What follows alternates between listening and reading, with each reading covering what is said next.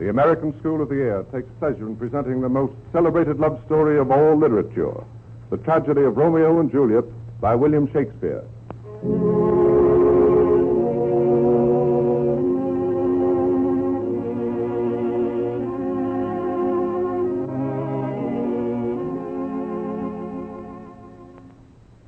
In this special radio adaptation of Romeo and Juliet by William Shakespeare, the American School of the Air presents two of the most famous lovers and some of the most beautiful lines in the scroll of English literature. The scene is laid in the ancient city of Verona, where two of its noblest houses, the Montagues and the Capulets, have for generations been nursing a family feud. As the curtain rises, we find young Benvolio of the House of Montague and young Tybalt of the House of Capulet and their servants fighting on the streets of Verona. Old Montague and Capulet themselves, attracted by the clamor of the fray, attempt to join the fight when Aeschylus, Prince of Verona, rides up with the guard and disperses them. Aeschylus, enraged by this fresh outburst, threatens that if any of either family shall ever again disturb the peace, that man shall die. The crowd breaks up and goes its separate ways. Romeo plans with Benvolio to become an uninvited guest at a masquerade ball given at the House of Capulet. It is the night of the ball. The festive board has been cleared for dancing, and the hundreds of torches illuminating the great hall flicker like burning diamonds to the music pulsing on the air. Romeo, masked, comes upon Juliet and speaks to her.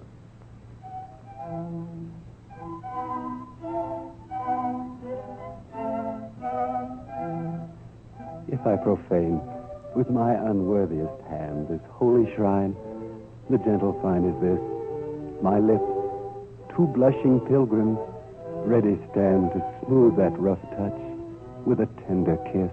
Good pilgrim, you do wrong your hand too much, which mannerly devotion shows in this.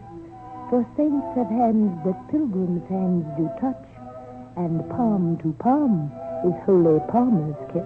Have not saints lips, and holy palmers too? Aye, pilgrim, lips that they must use in prayer. Ah, then, dear saint, let lips do what hands do. They pray, grant thou, lest faith turn to despair. Saints do not move, though grant for prayer's sake. Then move not, while my prayer's effect I take. Thus from my lips, by yours, my sin is purged. Then have my lips the sin that they have took. Sin from my lips? Oh, trespass sweetly urged. Give me my sin again. You kiss by the book. Juliet, madam, your mother craves a word with you. I must away, sir. Rest you merry. What is a mother? Marry, bachelor. Her mother is a lady of the house, and a good lady, and a wise and virtuous. I nursed her daughter that you talked withal. Is she a Capulet? Oh, dear Count, my life is my foe's debt. Romeo, away, be gone. This sport is at the best. Come hither, nurse.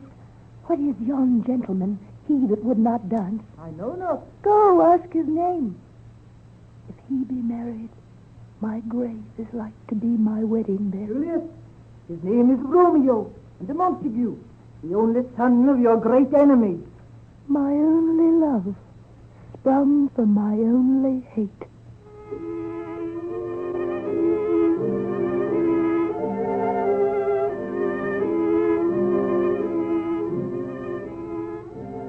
Thus did Romeo and Juliet consummate their first interview by falling madly in love with each other. And though between their love there rose the spiked wall of family hatred, Romeo promptly set about to destroy that barrier. And thus brooding, he kept to himself, avoiding his two best friends, Benvolio and the hot-headed gay Mercutio. As the scene opens, Romeo, seeking a glimpse of Juliet, has climbed a wall enclosing the orchard of Capulet, and now steals toward the house and Juliet's balcony, silvered by moonlight. Abruptly he halts, for there at her window stands Juliet. Soft, what light through yonder window breaks? It is the east, and Juliet is the sun. The brightness of her cheek would shame the stars, as daylight doth a lamp. Her eyes in heaven would through the airy region stream so bright that birds would sing and think it were not night. See how she leans a cheek upon her hand. Oh, that I were a glove upon that hand, that I might touch that cheek. She speaks.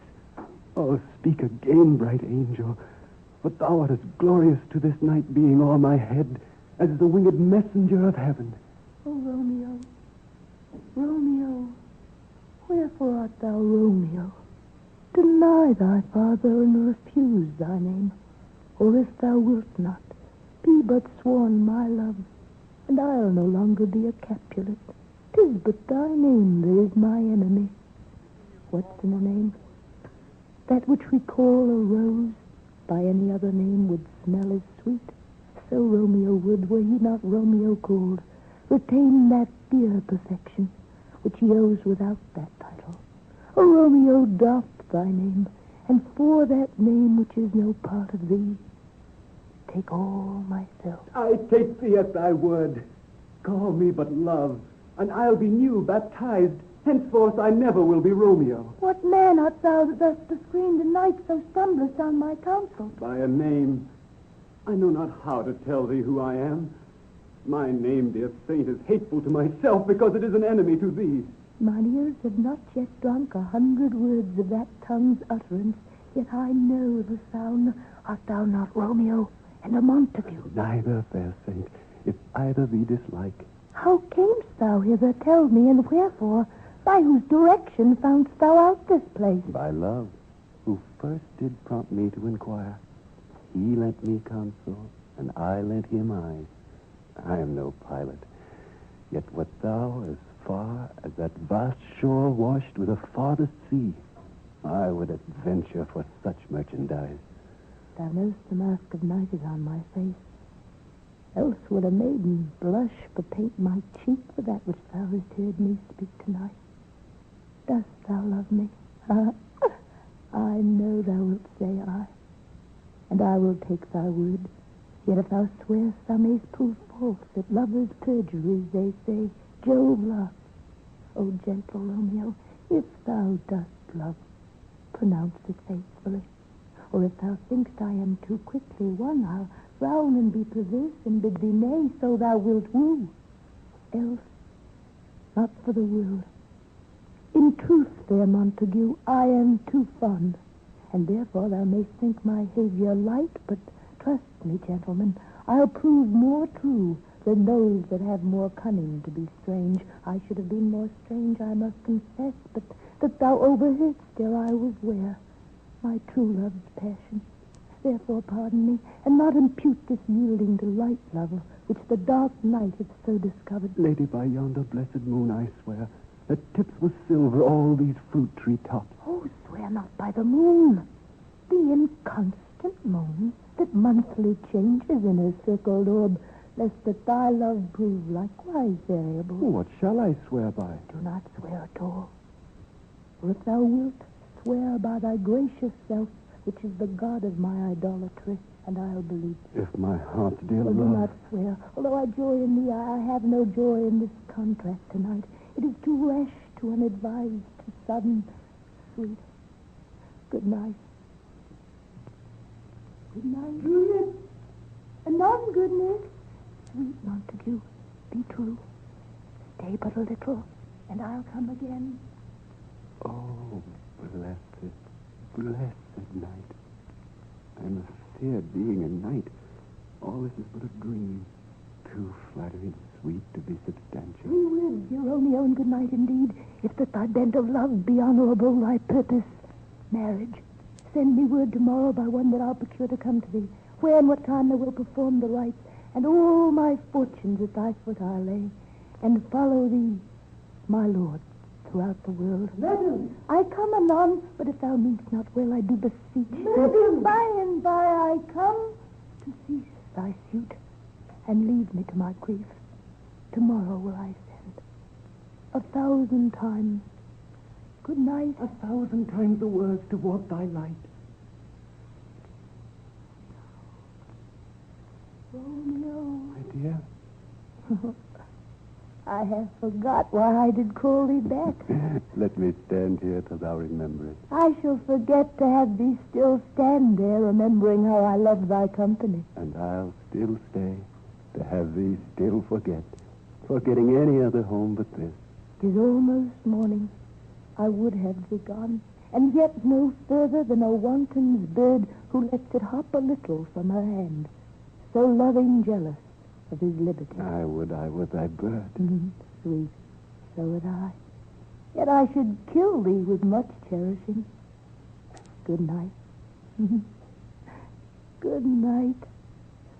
Parting is such sweet sorrow that I shall say good night till it be morrow.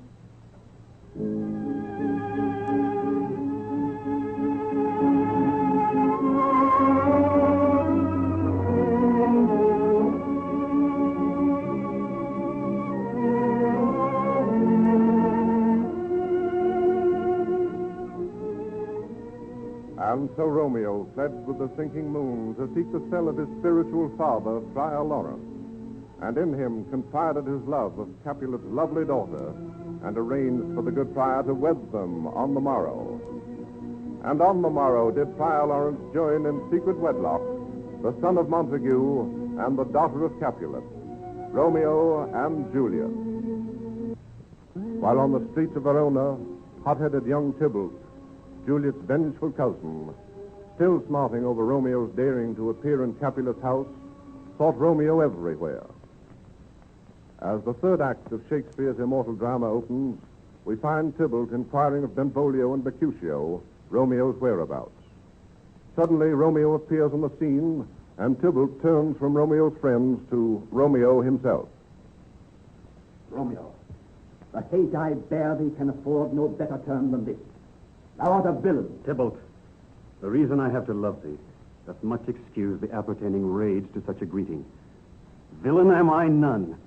Therefore, for well, I see thou knowest me not. Boy, this shall not excuse the injuries that thou hast done me. Therefore, turn and draw. I do protest I never injured thee, but love thee better than thou canst devise, till thou shalt know the reason of my love.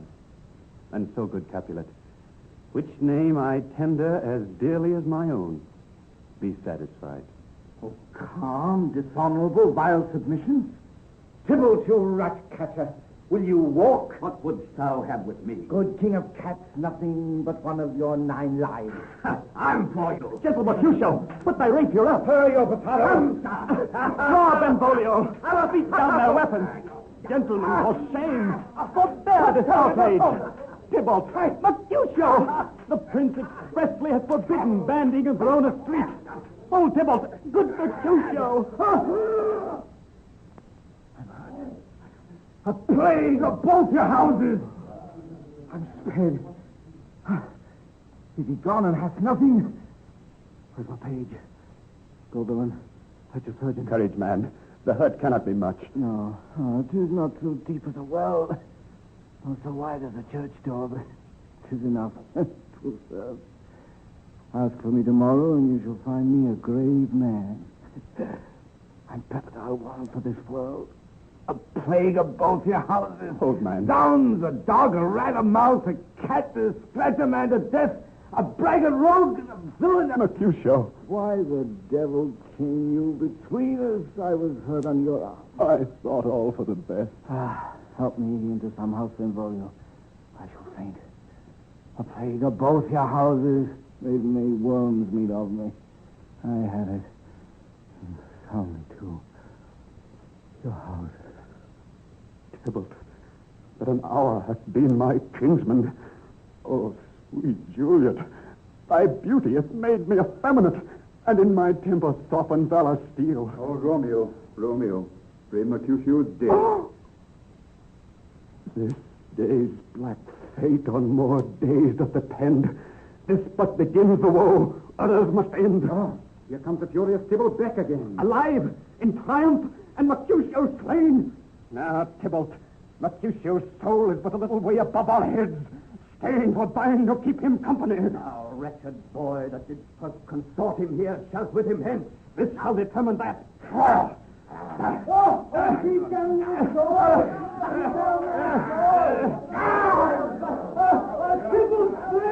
Romeo! Away! Be gone! The citizens are up on Sybil's lane. Stand not amazed. The prince will doom thee to death if thou art taken. Hence, be gone! Away! Ah, fortune's fool.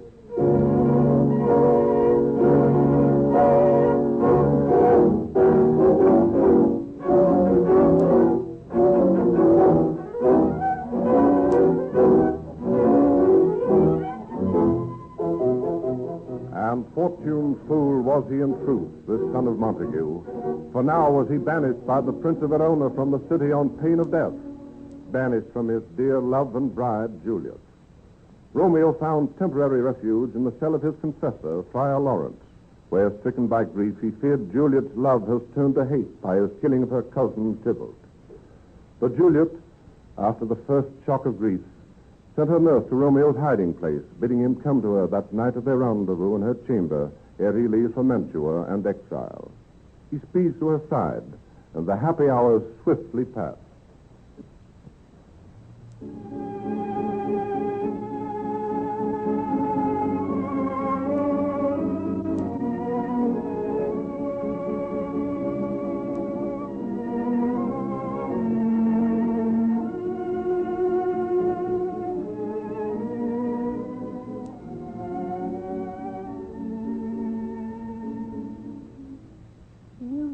Begun.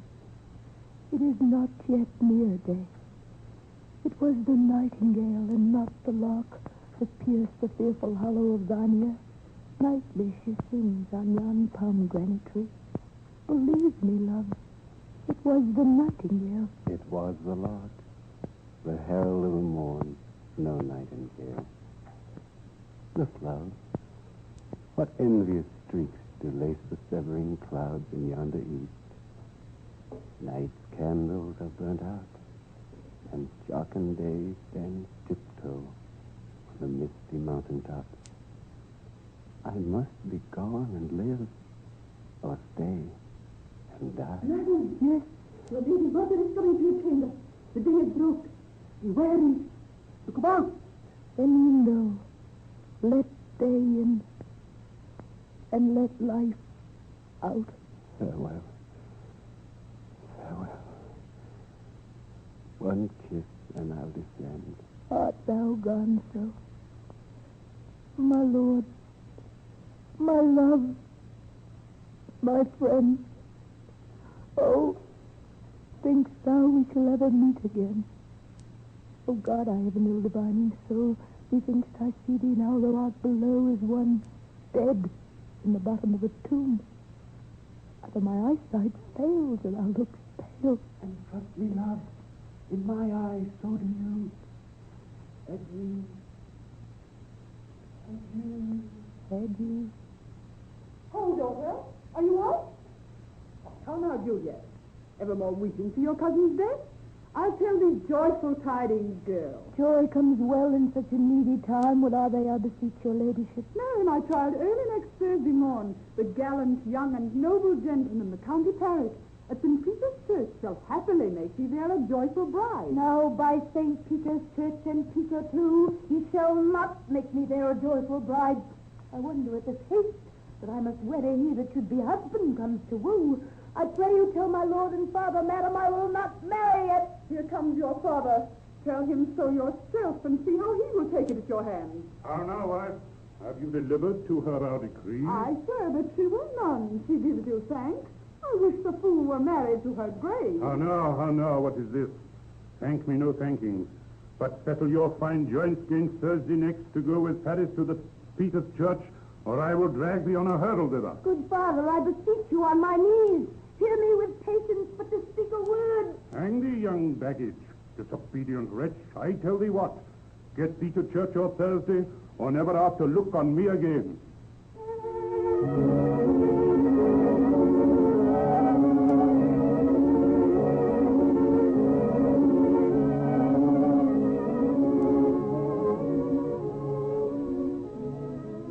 And thus was Juliet reviled by her parents and threatened with disinheritance if she should refuse the hand of the noble Paris. When they had gone, her old nurse counseled that as Romeo was banished for life, what harm in marrying Paris?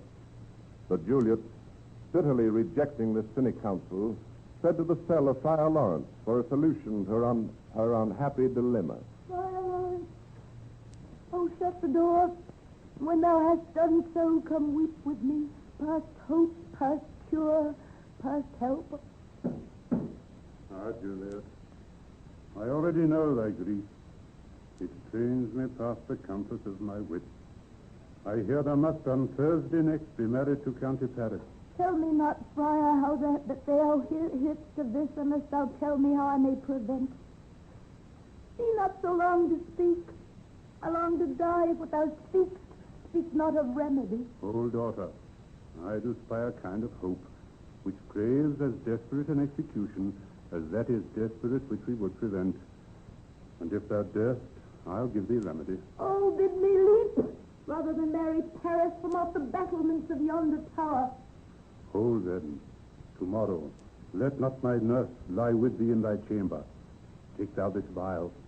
Being then in bed, this distilled liquor drink thereof, when presently through all thy veins shall run a cold and drowsy humor.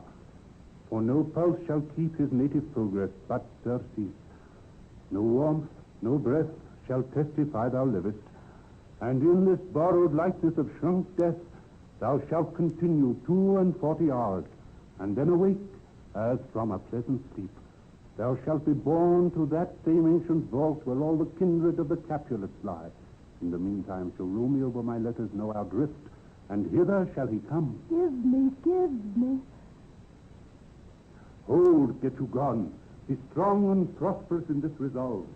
Love, give me strength, and strength shall help us forth. Farewell, dear father.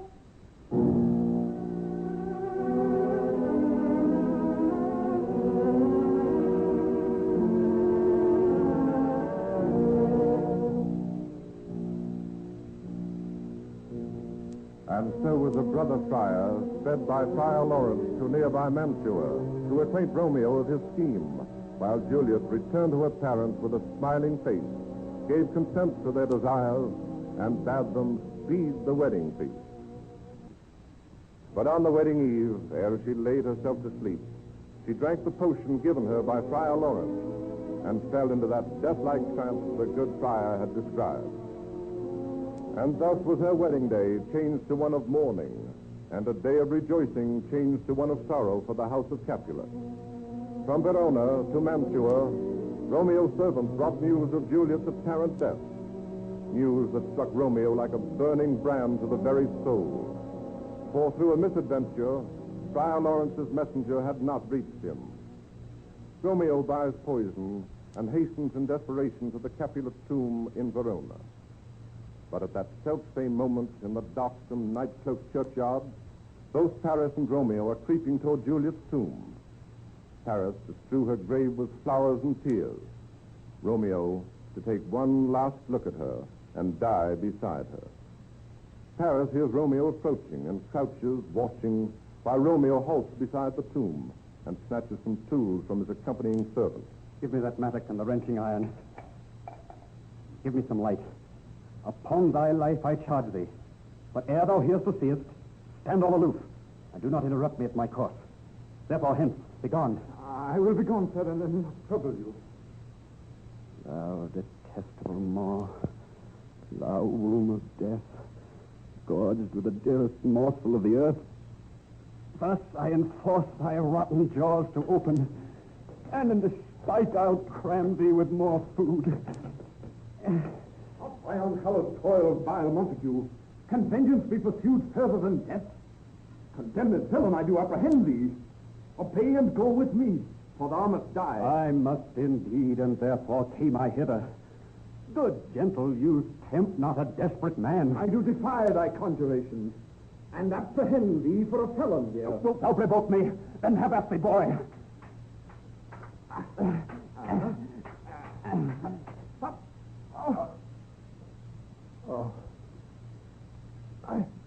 I'm slain.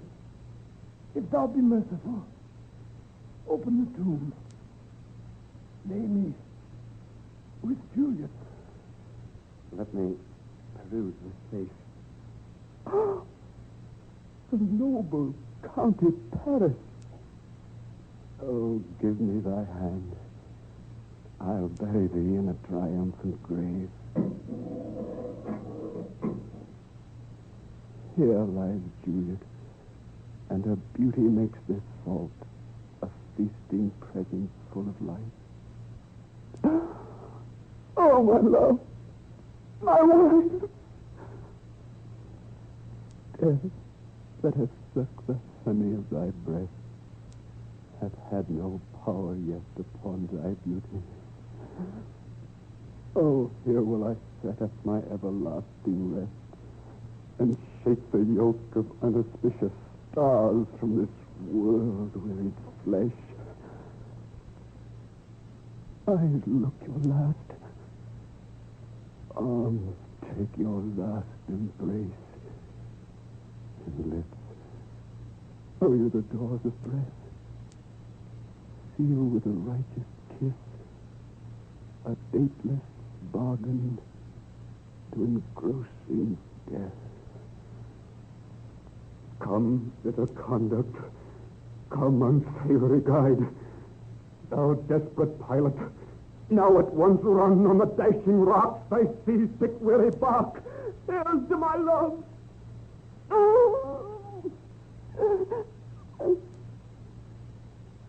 Oh, true apothecary, thy drugs are quick. Thus the kiss, I die. Infamous be my steed. Alack, what blood is this? What mean these masterless and gory swords to lie discolored by this place of peace? Romeo! Oh, pale. Who else? What? Paris too, and steeped in blood. Oh, what an unkind hour is guilty of this lamentable chance. The lady stirred. Oh, comfortable sire, where is my lord? I do remember well where I should be. There I am. Where is my Romeo? I hear some noise. Lady, come from that nest of death, contagion, and unnatural sleep. Come away. Thy husband in thy bosom there lies dead, and Paris too. Come, go, good Juliet. I dare no longer stay. Oh, get thee hence, for I will not away. What's here? A cup closed in my true love's hand. Poison, I see, hath been his timeless end. Oh, chill, drunk all and left no friendly drop to help me after. I will kiss thy lips. Haply some poison yet doth hang on them. Thy lips are warm, then I'll be brief. Oh, happy dagger! This is thy sheath. Oh, there, in my breast, rust, and let me die.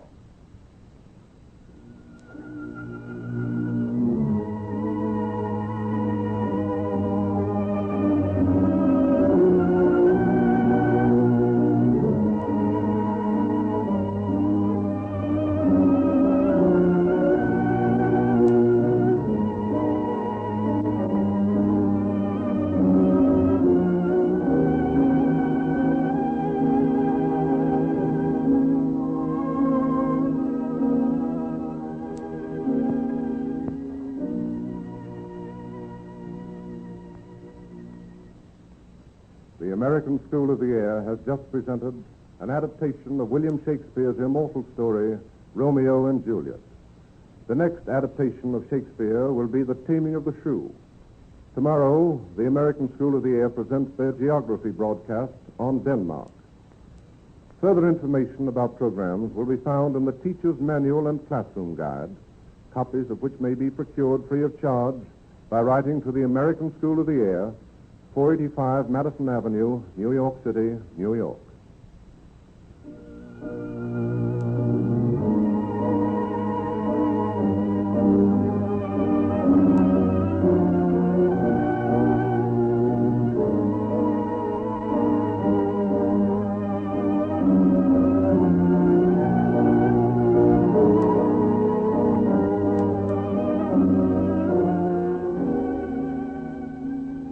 This is the Columbia Broadcasting System.